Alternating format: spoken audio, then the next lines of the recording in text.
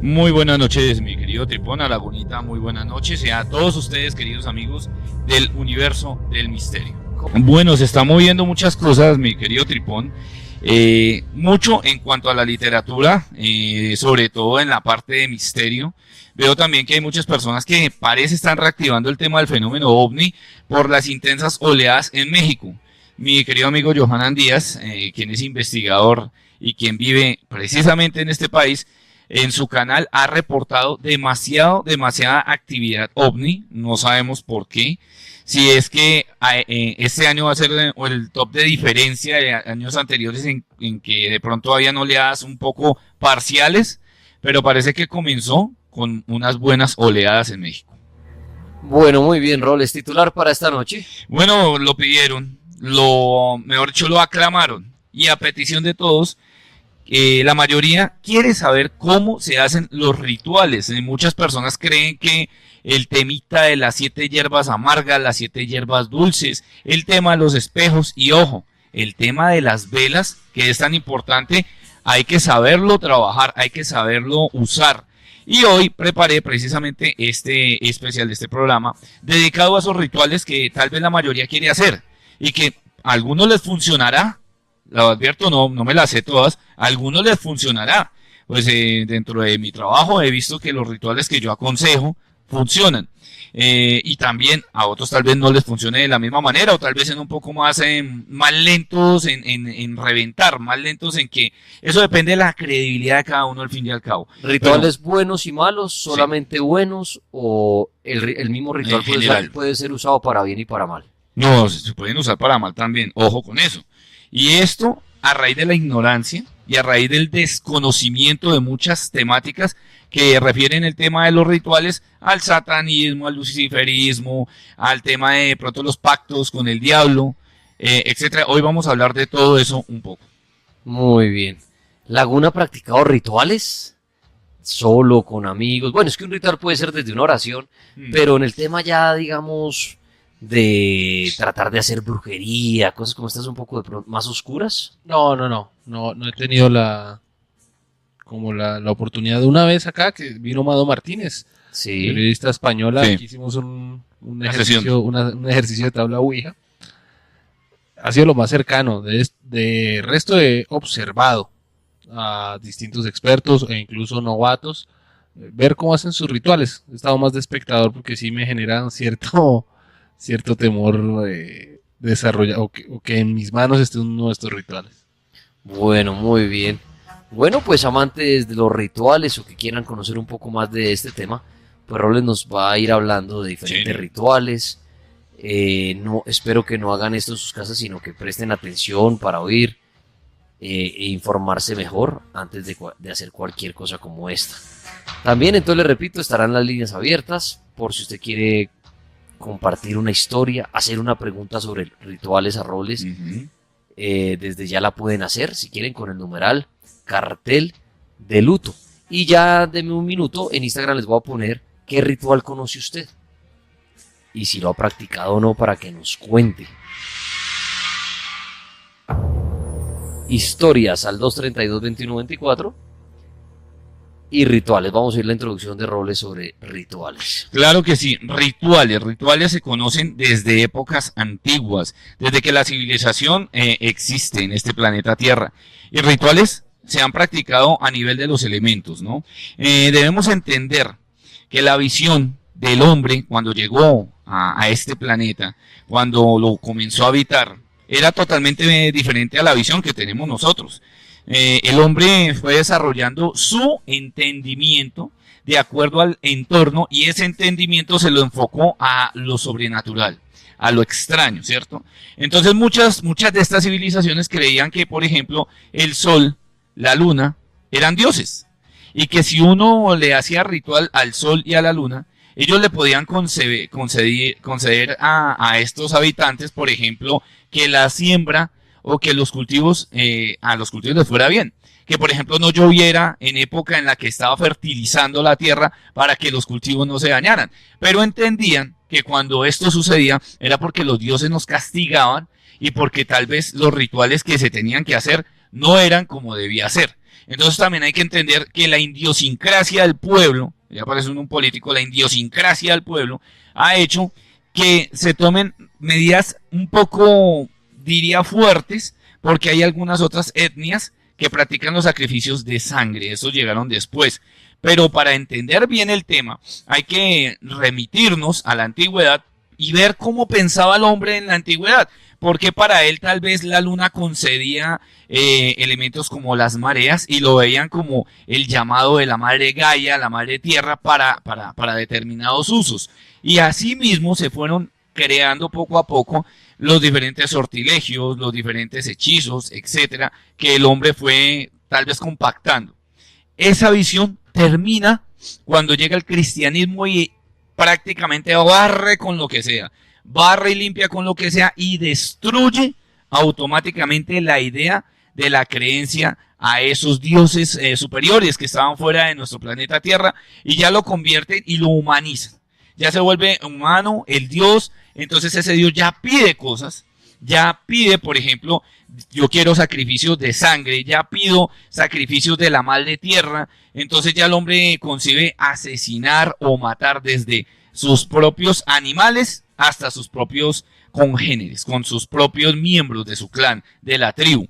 Y el asesinar da el aspecto de una especie de rituales energéticos superiores que le dan al hombre prácticamente el don de la dominación. Entonces entendemos que la sangre prácticamente es un medio ritual. O sea, yo con la sangre puedo ritualizar. Si mato un chivo, si mato una vaca, muy seguramente voy a tener abundancia dentro de la tribu. Y todo esto autóctono lo manejaban las etnias. Ya hoy en día se deformó el tema y ahora matar un animal significa un sacrilegio. Donde uno veía muchos esos rituales, ya que usted habla ahorita que me terminé de ver la serie de Vikingos. Uy. Se ve mucho el tema del ritual de la sangre. Sí. Cómo le ofrecían a sus dioses, a Odín y todo esto, sangre, ¿no? Sangre. Bien fuera de humano. O de animal. Inclusive, o de animal. Entonces decían, por ejemplo, vamos a una batalla. Hay que hacerle una ofrenda a los dioses. Sí. Y esto era con sangre. Y inclusive, y no era con alguien que tuvieran capturado nada, sino alguien se ofrecía como víctima. Decía, bueno, vamos a ganar esa batalla, yo me ofrezco para el sacrificio, exacto, y rodaba sangre o las cabritas o qué sé yo, pero usted decía, era sangre por todos lados esos rituales. Exacto, y hoy en día de pronto eso se fue trasladando poco a poco, se movilizó porque el cristianismo realmente hizo eso, independiza el tema, y lo independiza porque ya lo transforma en algo divino. Ya no el sacrificio representa algo con sangre, sino el sacrificio ya va con un símbolo. Y la simbología es muy importante en los rituales, queridos amigos, porque es que de la simbología aprendimos y de la simbología nació la magia. Nacieron los brujos, los magos, los hechiceros. El sol no solamente representaba una bola de fuego, representaba algo más que una bola de fuego. La luna igualmente. Y hoy en día algunos brujitos, algunos brujos, tal vez utilizan ese conocimiento para algo bueno y otros lo utilizan para algo malo. Lo que pasa es que en la cátedra de colegio a nadie nos dieron, por ejemplo, cátedra de magia. Eso va a sonar un poco Harry Potter, pero es así. A nadie nos entregó, no nos entregaron en un libro consignado cómo se debía ritualizar a través de la luna. ¿Por qué la luna es tan importante cuando uno ritualiza hacia la mujer?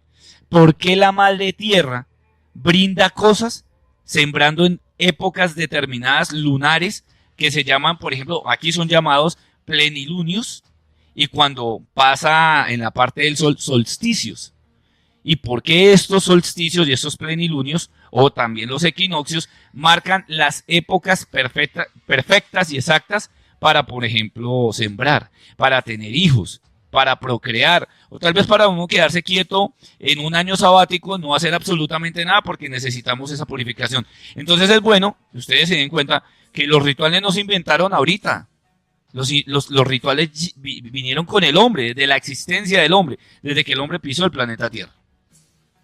Escoge bien, escoge Concentrix. Buscamos agentes bilingües para campañas de salud, soporte técnico, moda, ventas y servicio al cliente.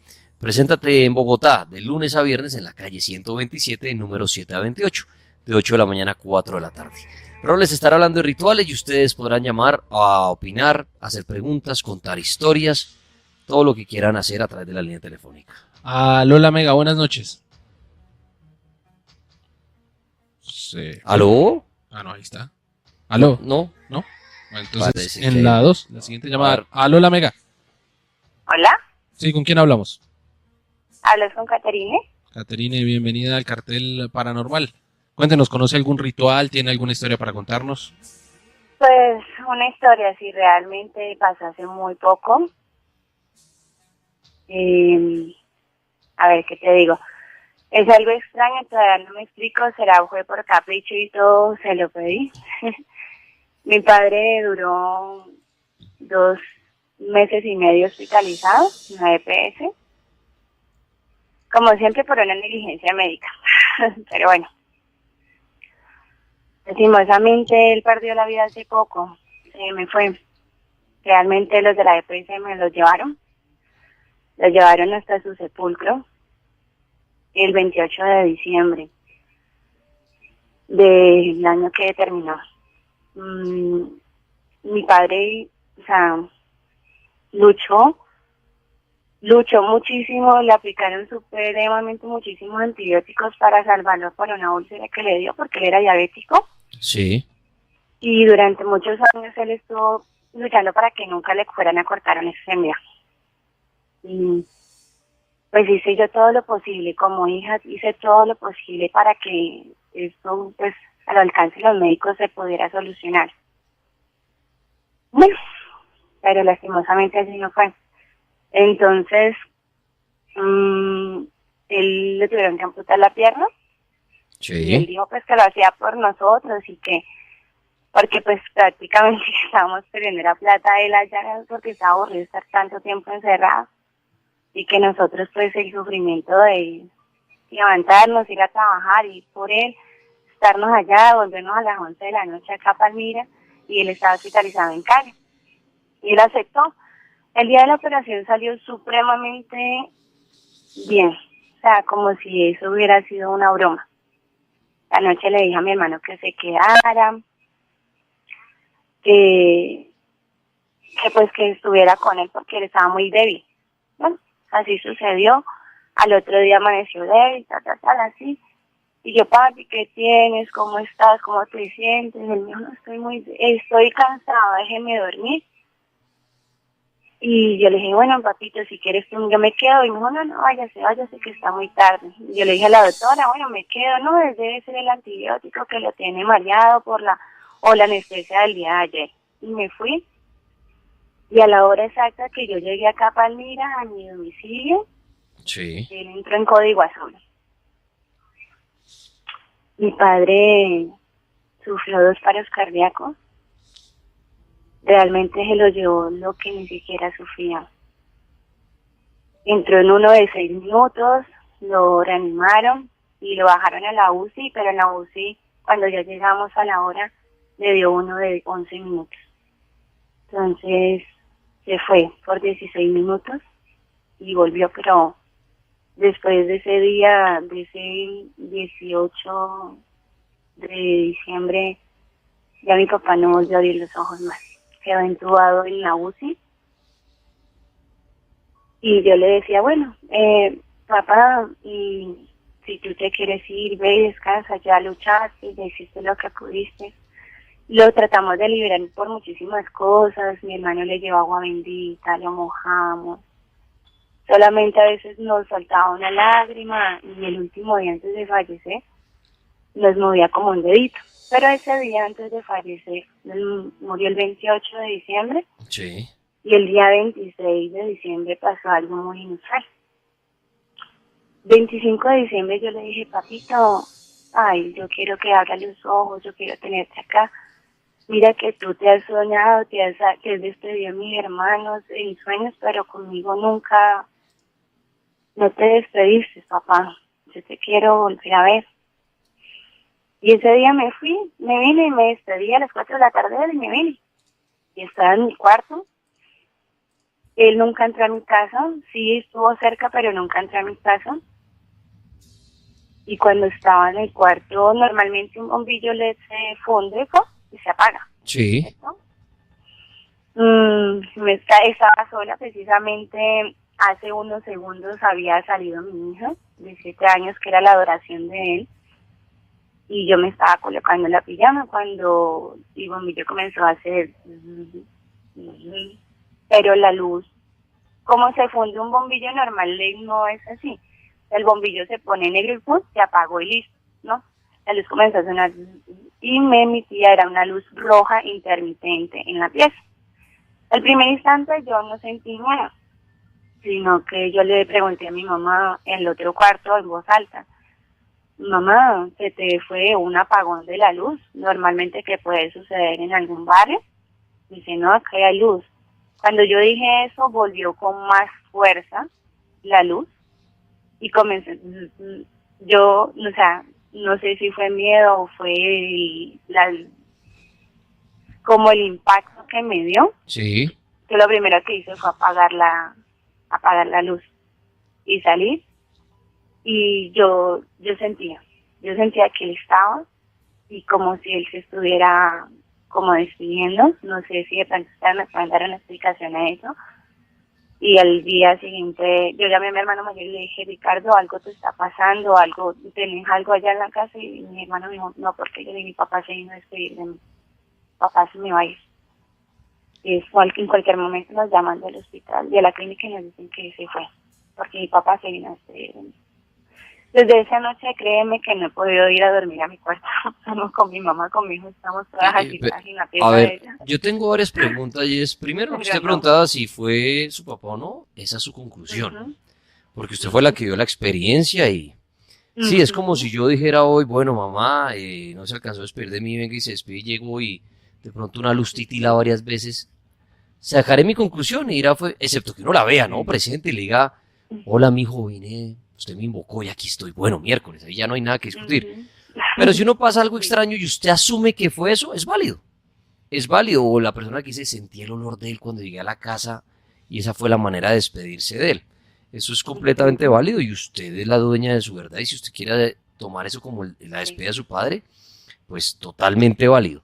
Ahora me surge un par de preguntas. La primera, usted dice, desde ese día me da miedo dormir en mi cuarto. Yo le digo, ¿por qué miedo si fue su papá? O sea, si usted asume que fue su papá, que no se despidió, como...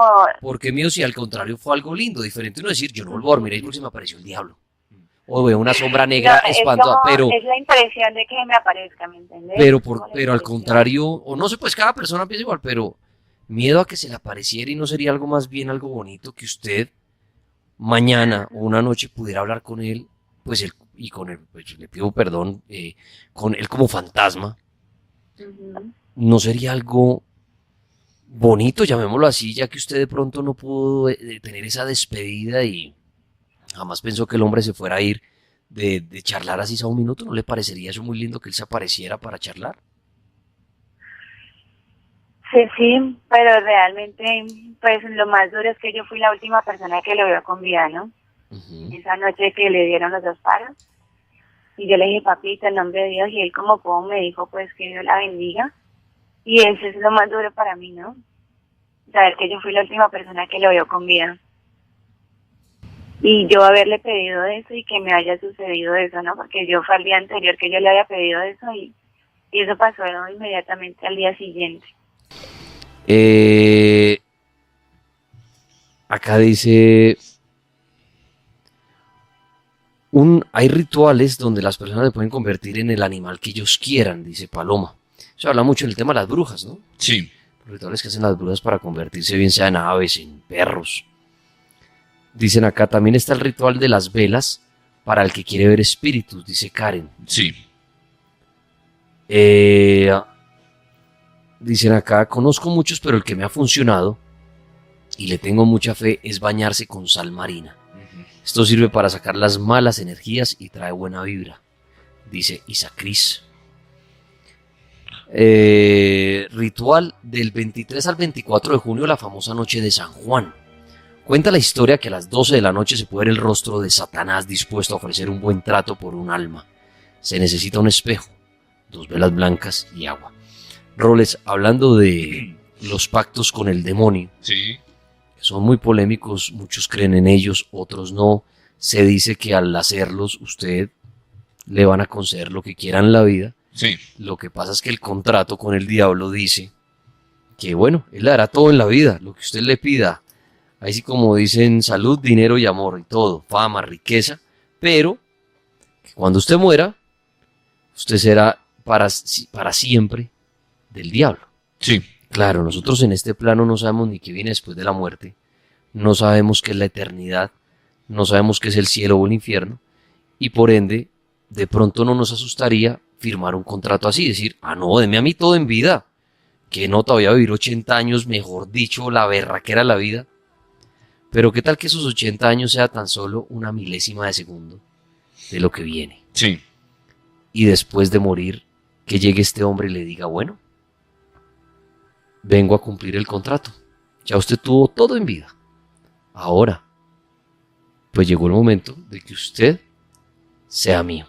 Y se mena que eso sean años y años y años de sufrimiento. Roles que sabe respecto a los pactos con el demonio. Bueno, hay muchísimas leyendas, yo podría decir urbanas, con el concepto del demonio.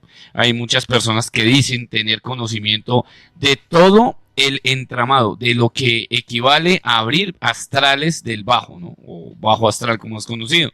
Muchas personas dicen que a través del famoso libro de San Cipriano, a través de diferentes libros como el del dragón rojo, la gallina negra, el gran grimorio, logran establecer el contacto directo con las entidades del bajo astral. Pues, como lo decía Tripón, realmente yo no he conocido personalmente estos rituales y he comprobado que sean verdaderos. O sea, vamos a ser sinceros, vamos a aterrizar el tema. Muchos, como por ejemplo el gran youtuber Dross, ha intentado hacer diferentes rituales en su canal de YouTube. ¿Para qué? Para tratar de demostrar si definitivamente existen o no. Y siempre uno se lleva la sorpresa de que no se mueve nada, no pasa nada, estando uno solo en la casa. Y estoy diciendo que uno graba solo en la casa porque eso se sube posterior. No es que se esté haciendo en directo para que las personas vean ese ritual ni nada por el estilo. Pero en algunos libros antiguos, por ejemplo el Maleus Maleficarum y otros libros que pertenecen a esta línea de la brujería, alegan decir que las únicas personas que tienen contacto directo con el diablo son las brujas, que se les denomina las novias del diablo, o se le denomina a la bruja la novia del diablo. La bruja realmente establece una especie de grupo. Ese grupo se conoce como coven y sus reuniones se conocen con el nombre de Sabbat. Se obedece a Sabbat, tal vez por el sábado, porque se puede considerar sagrado, porque tal vez se puede considerar clave, pero el Sabbat es la reunión de este tipo de mujeres para todo consumarlo en el famoso aquelarre. De allí surgen muchas de las entidades por las cuales dicen en los libros en donde está consignado que definitivamente ellas pueden llegar a establecer el contacto, pero uno no logra establecer el contacto directamente con Lucifer. Lucifer tiene esbirros, también Lucifer tiene unos ciertos grados y parámetros que se obedecen a través del ritual satánico, pero vamos a partirlo de dos maneras. Una cosa es el ritual satánico, y otra el ritual satanista, muy diferente al vandalismo, que yo lo considero así porque realmente no se concibe absolutamente nada.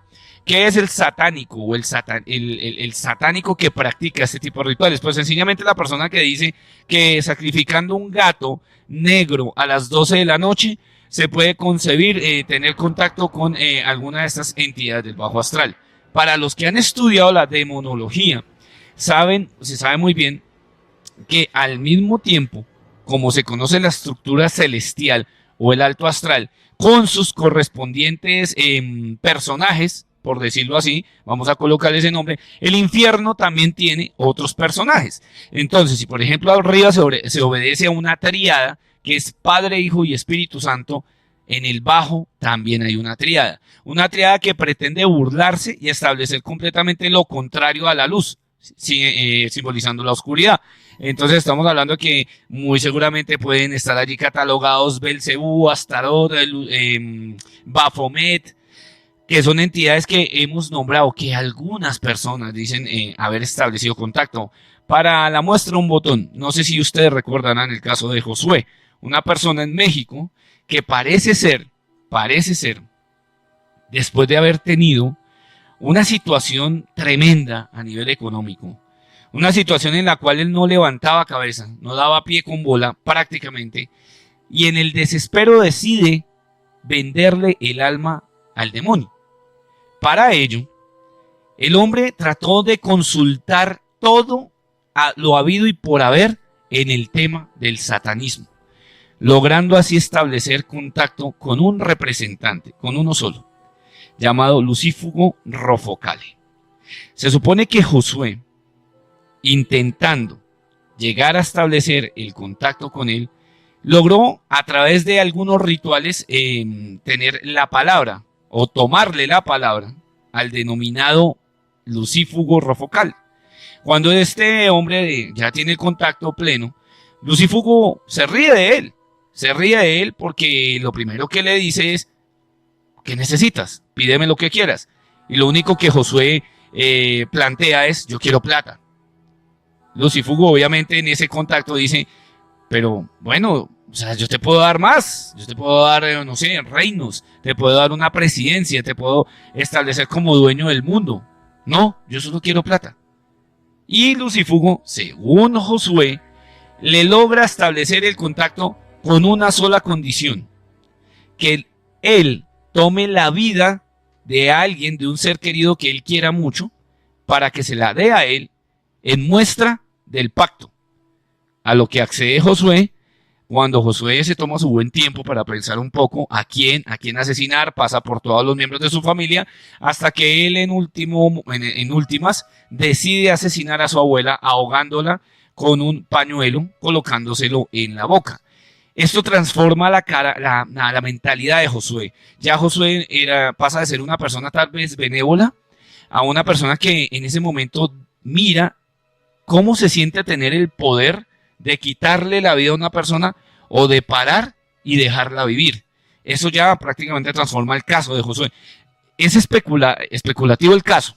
Primero que todo porque hay cosas que no concuerdan, hay otras cosas que vinieron al caso, en la cual fallecieron personas que eran muy conocidas dentro de los medios de comunicación en México. Pero, ¿qué conclusión sacamos al respecto?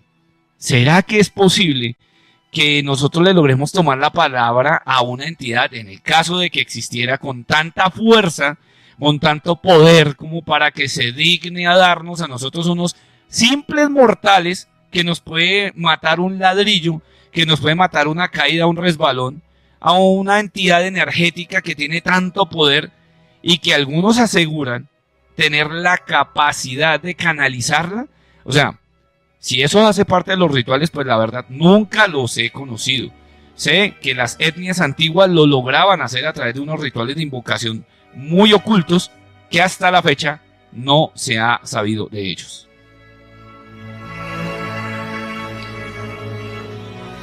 Lola Mega, buenas noches. Aló, bueno. Sí, ¿con quién hablamos? Bueno, tranquilo. Bienvenido al Cartel Paranormal de la Mega. Cuéntenos su historia. Bueno, historia como tal, no, pero sí voy a contar algunos rituales. Claro, adelante. Bueno, mira, en cuanto a los rituales, lo que acabo de decir Kevin Robert es cierto. Por ejemplo, yo en mi transcurso de corta vida que llevo, yo hice más de 300 rituales. Yo soy un pueblo donde la brujería existe. Por ejemplo, mi abuela era pitoniza, mi papá era santero y mi mamá pues leía las cartas. De hecho, yo fui iniciado en las ciencias ocultas. Desde niño tenía como 14, 15 años y yo me formé como mago negro. Pues no sé si ustedes han escuchado que es un mago negro, diferente a un brujo, un hechicero. Sí, entonces, claro, cuando yo quise saber si realmente servía para ese oficio, porque me llamaba la atención, un día hice un pequeño ritual, el cual dije: voy a hacer este ritual a ver si me funciona, porque a mí me gustaba hablar como tal. Y de hecho hice este ritual con una joven, una chica que me gustaba, pues me llamaba mucho la atención, y de hecho el ritual a los 3 días comenzó a hacer efecto. Y yo me di cuenta resulta que yo servía para eso. Entonces, después yo le comenté a mi mamá, entonces ella me dijo, hijo, tú debes de tener vocación para esto. Te gustan las ciencias ocultas, te gusta practicar lo que tu papá practica, lo que yo hago, lo que tu abuela hace. Y yo le dije, sí, a mí me gusta, porque yo quería, pues, yo quería estudiar las ciencias ocultas. De hecho, después yo dije, bueno, me toca hacer un ritual más a fondo, más profundo, a ver si realmente estoy en capacidad para lograr lo que yo quiero. Entonces ya era un ritual donde yo tenía que ser temerario. Temerario quiere decir que podía vencer el temor, el miedo ante ese ritual, porque era un ritual muy pesado. Entonces el segundo ritual que yo hice fue coger un gato negro. Ese gato negro se coge a las 12 de la noche, un día a la semana, que no voy a decir qué día es, me lo voy a reservar, y degollar al gato. Es un gato negro que toca degollarlo. Después de eso, toca tomarse esa sangre, coger un algodón y taparle los oídos al gato con ese algodón, pero tienes que forrarlo con una cinta negra. Después de que haga ese procedimiento, debes de llevar ese gato cerca a tu casa, la parte más cerca a las 12 de la noche, pero que no te vayan encarnando el gato, que nadie te vea. Cuando tú entierres ese gato, el domingo debes de ir a echarle agua, a regarle agua, así son vasos con agua, el domingo a la misma hora, a las 12 de la noche, durante 6 días. El último día que tú vayas a regar ese agua, ese día tienes que ir preparado y tienes que ir dispuesto a echarle el agua al gato, donde está sepultado, donde está enterrado. Eso sí, se te van a presentar miles y miles de fantasmas, espantos, te van a atormentar. ¿Con qué objetivo?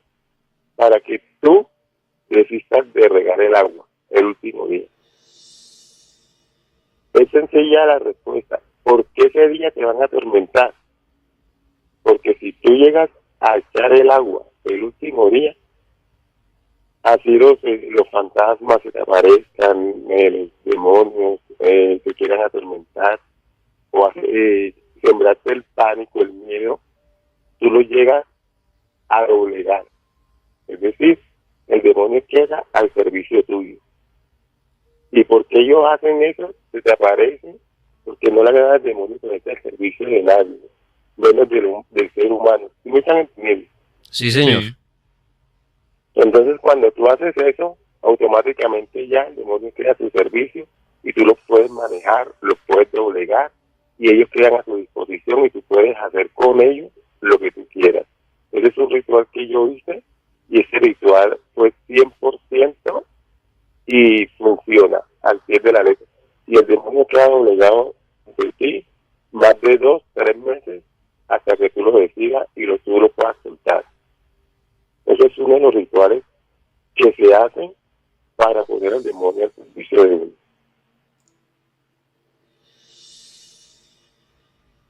Bueno, pues es un ritual, no sé, o sea, también está dentro de la polémica, diría yo. ¿Por qué? Porque por lo menos yo nunca he logrado y he estado presente en rituales más o menos de esa misma línea. No sé si de pronto es porque los estén ejecutando mal, pero no he visto el primer demonio, el primer cachudo, el primer representante del bajo que se presente físicamente. Mire, por ejemplo, investigadores españoles de la talla de Eker, que estuvo en su momento en Cuba haciendo una investigación con Miguel Blanco, con otros investigadores, para comprobar si definitivamente en Cuba los rituales de algunas de las etnias que viven allí logran aparecer un demonio, un diablo. Y a veces se caen ellos alistando, por ejemplo, hilo de ilusionismo, elementos para acercar de pronto a alguien que esté manejando, no sé, disfraces o se esté disfrazando, pero que decepcionan al punto de que realmente hacen ver que la cosa no es real. Digo, yo sí respeto mucho el tema de los rituales porque Por más de que yo no los haya visto, eso no quiere decir que no existan, eso no quiere decir que no sean reales. Pero en la invocación a entidades del bajo no creería que sean esos mismos gestores, los principales. Estamos hablando de las cabezas los que se aparezcan allí. Tal vez sean de pronto esbirros, o tal vez sea algún tipo de otra entidad que se hace pasar por mala. Pero comprobarlo es complicado. Buenas noches. Sí, ¿con quién hablamos? Con Edinson Olarte de la ciudad de Bucaramanga. Edison, bienvenido al Cartel Paranormal. Cuéntenos su historia. Igualmente, mire, tengo una preguntita para Edwin. Sí, señor. Mire, Edwin, eso te pasa, y creo que también tengo unos dones. Pero te pasa que estaban en Navadero con un amigo y a él le hicieron trabajo de brujería. Y él tiene una cadena en acero y tiene un Cristo de protección. Entonces, él me lo enseñó y me lo puso en la mano. Sí. Cuando yo lo cogí en la mano, me llegó un olor a formol, y yo me puse helado. Ahí donde se lo entregué inmediatamente. Y también tengo un primo que a la misma hora que yo sentí el olor a formol, eran 2:30 de la mañana, él también lo sintió. Y él sí tiene dones también de dones de ver espíritus, porque él estudiaba para curar en Venezuela. Y un señor le dijo: usted tiene ese hermano porque usted tiene un don muy especial y a usted lo quieren usar para cosas muy malas. Bueno, importante eso, ¿no? Ahí hablamos del espiritismo venezolano, hablamos de algo que tenemos que dedicar todo un programa, que son las protecciones, porque muchos creen que las protecciones en estos materiales, en oro, en plata, en cobre, en bronce, en hierro, protegen, ¿cierto? Y a muchos de ellos ya les han dado trascendencia. No sé si de pronto usted recuerde la famosa cruz de Caravaca. Una cruz muy extraña que en la década de los años 80 se fabricaba en metal normal, a veces en metal quirúrgico, en 7 metales, y que al colocársela a diferentes personas a las cuales no se les había hecho la ritualización, le quemaba la mano y comenzaba a salir un aroma similar a lo que nos dice nuestro amigo, e incluso a azufre. Yo no sé, o sea, si el proceso químico que tienen estos metales causa eso, si meterlos en las bolsitas respectivas, que son unas bolsas de terciopelo, hacen que estas cruces huelan de esa manera. Yo la verdad no he visto, no he hecho un análisis profundo de la temática, pero lo cierto es que algunas personas manifiestan que cuando tienen, por ejemplo, cadenas de oro o de plata, la cadena se totea sin ninguna razón, o la cadena se negrea, ¿sí? Se negrea en alguna parte, o incluso mandan soldar la pieza e increíblemente la pieza se vuelve a partir. Después de tener un punto de soldadura que pues sabemos, se supone es para que esto no le vuelva a suceder, pues que se reviente, pero es que a veces estamos hablando del cobre o estamos hablando de hierro, que es un poco complicado para que se parta o para que se doble, pero he visto personas que me han entregado en la mano protecciones de este tipo, obviamente y también tenemos que hablar de la simbología que tengan, porque por ejemplo está el tetragramatón, que es la especificación de la misma estrella de 5 puntas. Está, por ejemplo, la estrella de David, que son 2 triángulos unidos. Hay muchos símbolos, ¿no? Hay muchos símbolos, incluso algunos llevan inscrito a manera de protección hebreo, a manera de protección árabe. De pronto algunas, como la medalla de San Benito, que no sé si ustedes la hayan conocido, muy famosa de por sí, muy famosa para las personas posesas. El San Benito protege al poseso y ayuda a que el poseso pueda normalizarse, pero hasta cierto punto tocaría analizar muy bien la dirección del dogma que tenga, la creencia que tenga cada persona, porque yo no puedo disertar sobre la creencia popular de cada uno y lo que tenga respecto a la protección.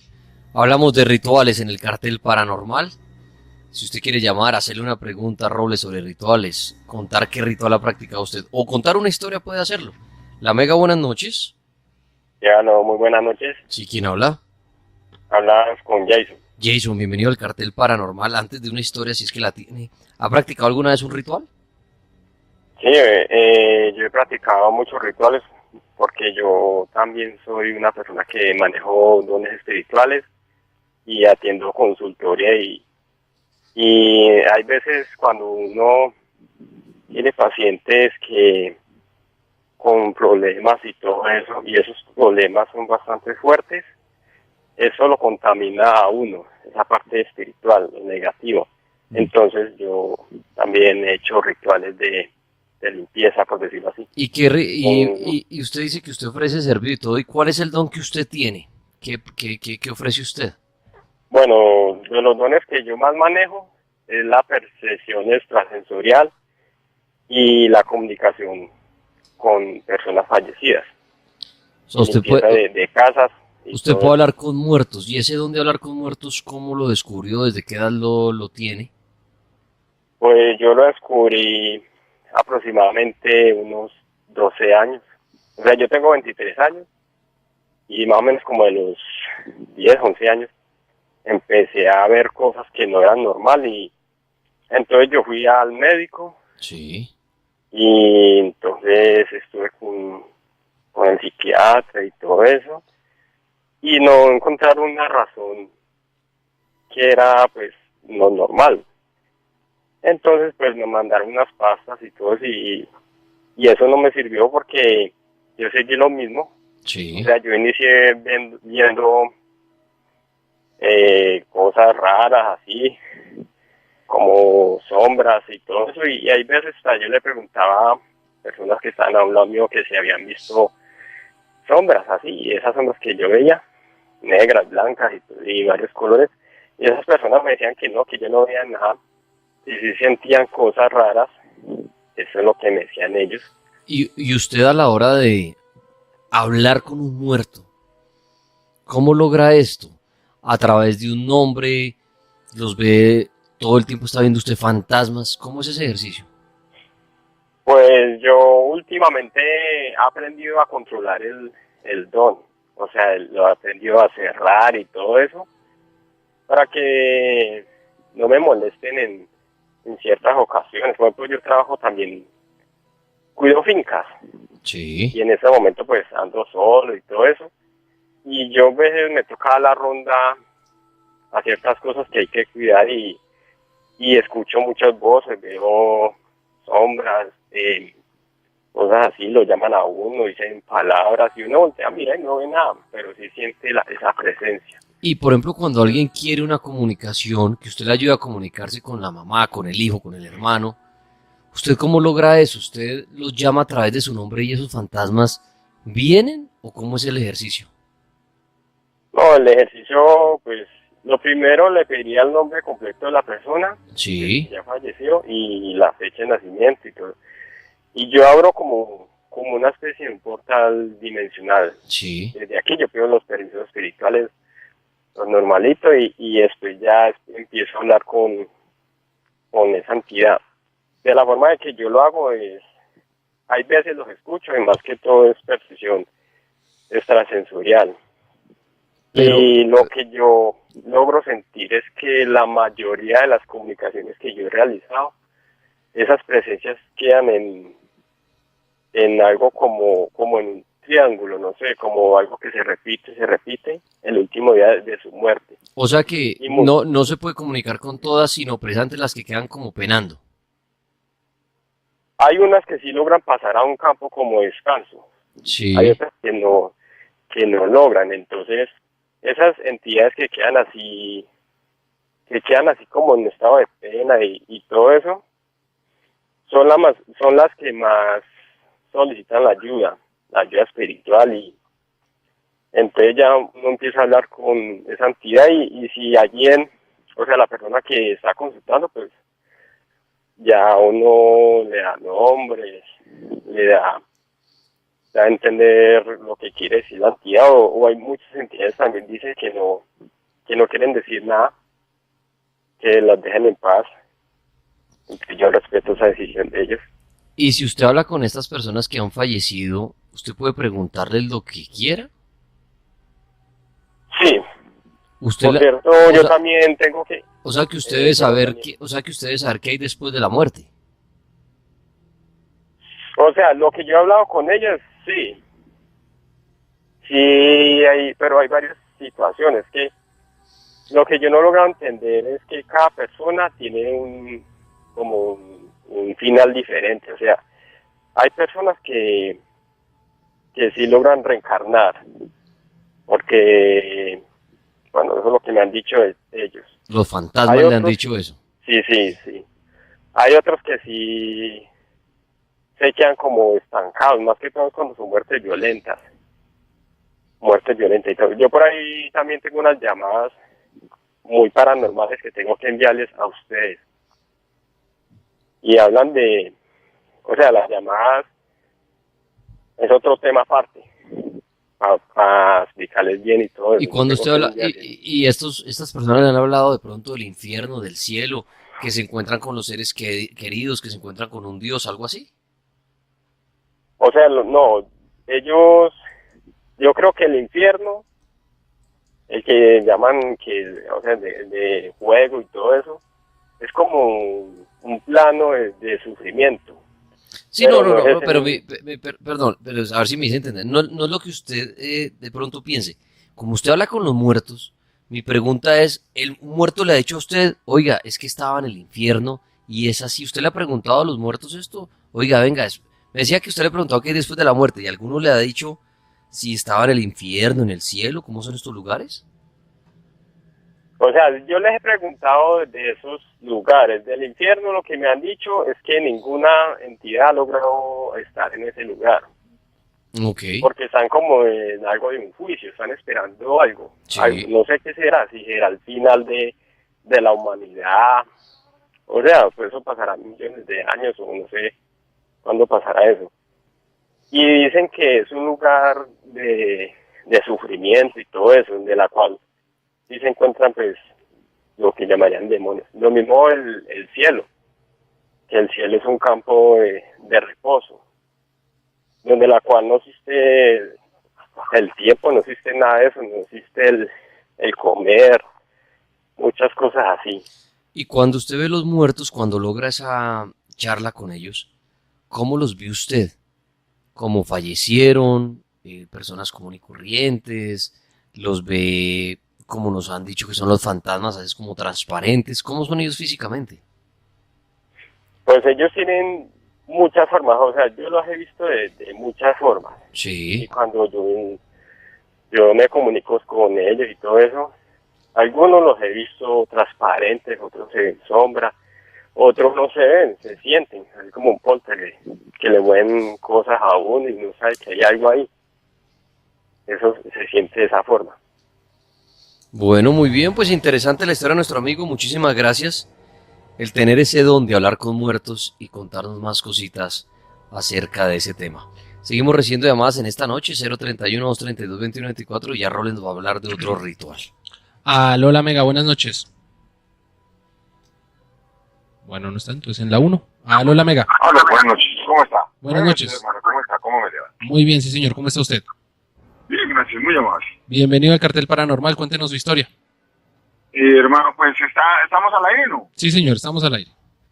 Y bueno, le voy a contar una historia, pero pues me gustaría un poquitico de discreción.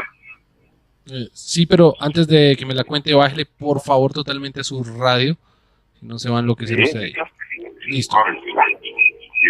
Ahí todavía lo tiene, bájele por favor completamente y escúcheme por el teléfono. Ya está bajado totalmente. Listo, cuéntenos su historia. Bueno, un amigo mío se suicidó el 25 de diciembre. No lo pude despedir. Desafortunadamente, pues cuando me enteré del suicidio, estaba fuera de Bogotá. Pero, pues digamos que éramos muy, muy, muy allegados y he sentido, digamos, como que él me llama, la angustia como de preocupación, tengo la impresión, no sé si sea así, de que me pide ayuda. Hay una cosa, y es que él no creía en Dios. Él creía como en la evolución del ser humano. Y en mis creencias pienso que como que el alma de él está en vilo o está, digamos, buscando ayuda o algún tipo de cosas de esas, ¿no? ¿Cómo le ha manifestado o cómo siente usted la angustia de él? Hermano, la verdad es que desde que me enteré del suicidio de él, nunca me lo he podido sacar de la cabeza, lo pienso, se ha manifestado. Le voy a hacer un ejemplo, bueno, le quería decir porque era un poco reservado, porque era muy demasiado conocido en Bogotá. Entonces me gustaría reservar un poco el nombre. No se preocupe. En este caso. No se preocupe, sin nombres. Exacto. Entonces, frente a eso, pues, él, digamos que fabricaba muchas cosas. Y me ha pasado mucho el caso de que lo que él fabricaba, a raíz del momento que él se mató, se han dañado. Se empezaron a dañar. Antes de eso nunca se dañaban. Después de eso se dañaron, digamos, con demasiada facilidad. Yo le quiero hacer una pregunta a usted. Ahorita Laguna, similar a la de Laguna, él dice, le quiero preguntar, usted dice que no se lo ha podido sacar de la cabeza, pero usted en algún momento lo ha visto a él como un fantasma frente a usted. No, tanto como fantasma no, pero Ok. los sueños, digamos que hay una vaina en que a raíz del momento en que supe digamos, del suicidio de él, todo el tiempo lo he pensado, digamos que no me ha dejado dormir y he tenido un tormento, digamos, con él, básicamente. También pienso que hay digamos, como es un sentimiento egoísta de pronto porque no lo despedí, básicamente eso. Sí. Pero sí lo he sentido, digamos, muy presente. Ahora, digamos que él era una persona, digamos, para nada egoísta, era una persona que nunca negó su conocimiento y así como sabía demasiado, le gustaba compartir demasiado su conocimiento. Y frente a eso, pues, era una mente demasiado, digamos, demasiado evolucionada, demasiado inteligente como para haber cometido lo que cometió. Entonces, tengo en mi mente o tengo en mi pensamiento que no creo que una mente tan superior como esa haya hecho lo que hizo. O sea, lo que usted está queriendo decir es que de pronto no se quitó la vida. Pues, Si no en se mi la, pensamiento, pero... si no pues, se la quitaron. No. En mi pensamiento, Sí. en mi creencia, porque es que, digámoslo, él era un genio. Ese man era un genio Aunque tristemente, y eso lo ha mostrado la historia de la humanidad, las mentes más brillantes y los genios, a veces son esas personas que más chocan con ellos mismos en un momento y hacen cosas que uno no creería y no entiende el por qué lo hicieron siendo tan brillantes, ¿no? Correcto, tienes razón, sí, pero digamos que sí, man, digamos, era algo... Aparte de que tenía tanto conocimiento, lo compartía con el resto sin pedírselo, digamos. Él le gustaba, la filosofía era el conocimiento libre y todo lo que sé yo lo comparto, sin sobrar, sin decir, sin nada. ¿Usted quiere aprender algo? ¿Cómo es? Diga, se lo doy y ya. Ok, y desde el fallecimiento de él, ¿usted qué se ha sentido con él metido en la cabeza todo el tiempo? Las cosas que él fabricaba se le han venido dañando. En sus creencias, ¿usted ha tratado de hacer una oración por él, como darle ese descanso? Sí, le he dedicado unas cuantas misas en las que he estado y he tratado de decirle a Dios, bueno, ilumine su alma, llévelo al bien, pero pues él no tenía ese conocimiento, esa creencia. Entonces, pues, O sea, lo he sentido más en mi cabeza, digamos, en mi corazón, en mi pensamiento, digamos, tal vez porque no lo pude despedir. Yo le tenía un cariño como maestro, como jamás fue alguien.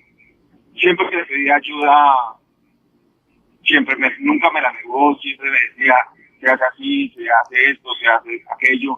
Y aparte de eso, que era una persona muy correcta, muy en su raya, nunca, bueno, hablemoslo en plata blanca, nunca aceptó un soborno, nunca le gustaban las cosas mal hechas. Fue un ser humano muy correcto en su raya y esa es la razón del por qué no entiendo lo que hice. No, y realmente... Era alguien extremadamente correcto. Y es el gran misterio de muchas personas que se quitan la vida, de muchas porque de otras a veces es más lógico el por qué lo hicieron, pero otras no.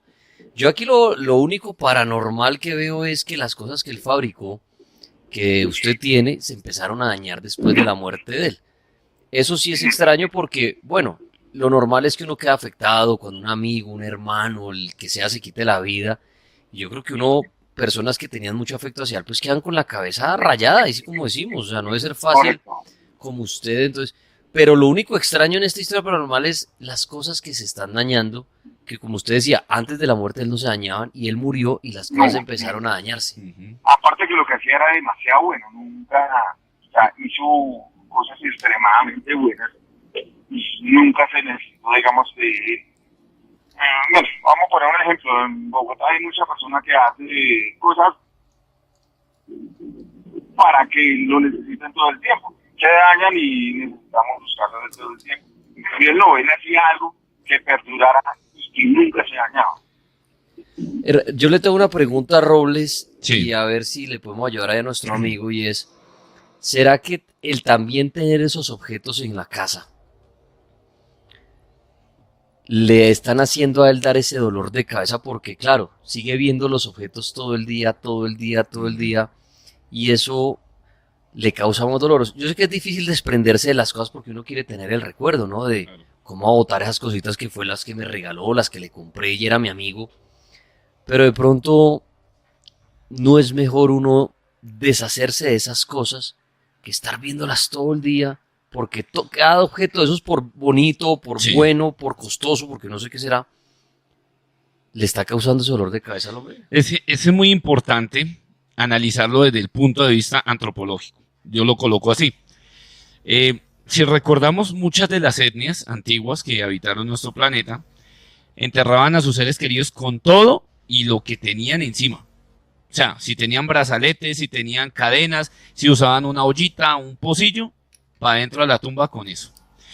El tema simbólico es sencillamente darle una santa sepultura y aparte de eso, que él descanse y se vaya.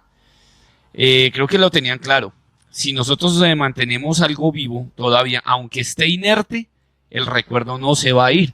Es poco probable, porque de pronto estos elementos, como lo que dice nuestro amigo, le recuerdan mucho a su amigo, a este ser querido, al que veo lo admiraba a montones, del que aprendió mucho, pero yo lo alentaría, amigo, a que en una manera, a manera de trato, a manera de no sé, como una especie de ritual, porque hoy estamos hablando de los rituales, a manera de ritual, tal vez usted ayude a despegarse un poco de eso material que tenía de su amigo, y su amigo logre también establecer una trascendencia y en su palabra concreta, trascienda, porque tal vez usted ni lo está ayudando a él, no está dejando que ese recuerdo descanse y usted tampoco lo está haciendo. Correcto, estamos de acuerdo. A ver, hay una idea la siguiente. Bueno, lo de desprenderme no es posible porque hizo cosas demasiado importantes que no podemos dejar de utilizar. No, ok. Exacto. Y vuelvo, le digo, tal vez un pensamiento egoísta lo que estoy haciendo. Sí. A ver, ¿qué pasa?